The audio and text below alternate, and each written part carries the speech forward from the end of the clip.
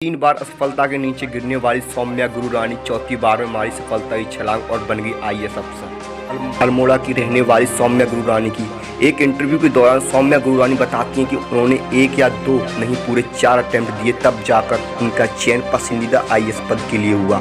सौम्या बताती हैं 30 बार में सिलेक्ट तो हुई, लेकिन उनकी 148वीं रैंक आई थी, जिसके चलते उन्हें आईपीएस में उनका चयन हुआ। वो बताती हैं कि वो अपनी इस सफलता से खुश तो थी पर संतुष्ट नहीं, उन्हें तो आईएएस ही बनना था, इसलिए उन्होंने चौथी बार फिर से परीक्षा दी और साल 2018 में न केवल वो आईएएस सिलेक्ट हुई बल्कि उनकी ऑल इंडिया रैंक 30 आई थी।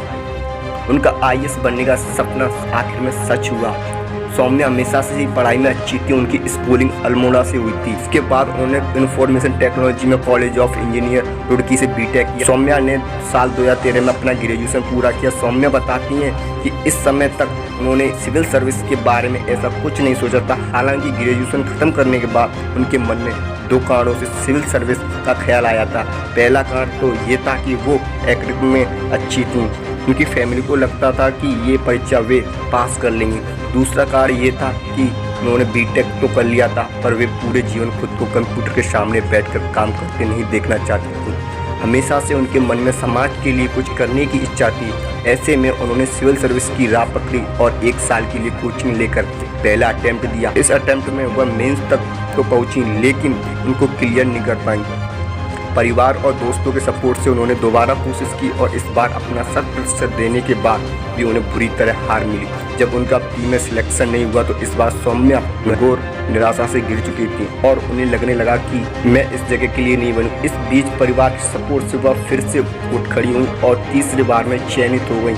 हालांकि उनके मन में आईपीएस पद उन्हें इस बार भी नहीं मिला। सौम्या ने आईपीएस ज्वाइन कर लिया और वहां से 1 साल की छुट्टी लेकर फिर से परीक्षा की तैयारी शुरू कर दी। इस बार उनकी सालों की मेहनत संग लाई और उनका चयन आईएएस में हो गया।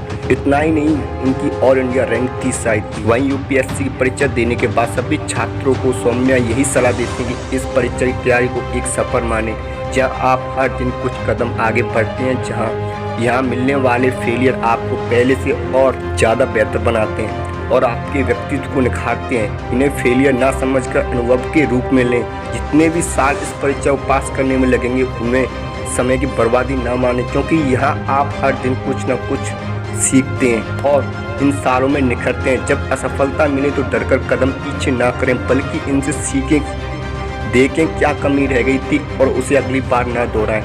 सौम्या आगे कहती हैं कि इस परीक्षा की तैयारी के दौरान बहुत से कैंडिडेट को डिप्रेशन घेर लेता है। इससे खुद को बचाएं, अपने आसपास का माहौल ऐसा रखें जो निराशा से भरा न हो। इस दुनिया में संभव कुछ भी नहीं है। हम वो सब कर सकते हैं जो हम सोच सकते हैं और हम वो सब सोच सकते हैं जो आज तक हमने सोचा नहीं। So thank you guys. मेरी मोटिवेशन वीडियो आप लोग पसंद है तो मेरी चैनल सब्सक्राइब, शेयर, कमेंट्स करें।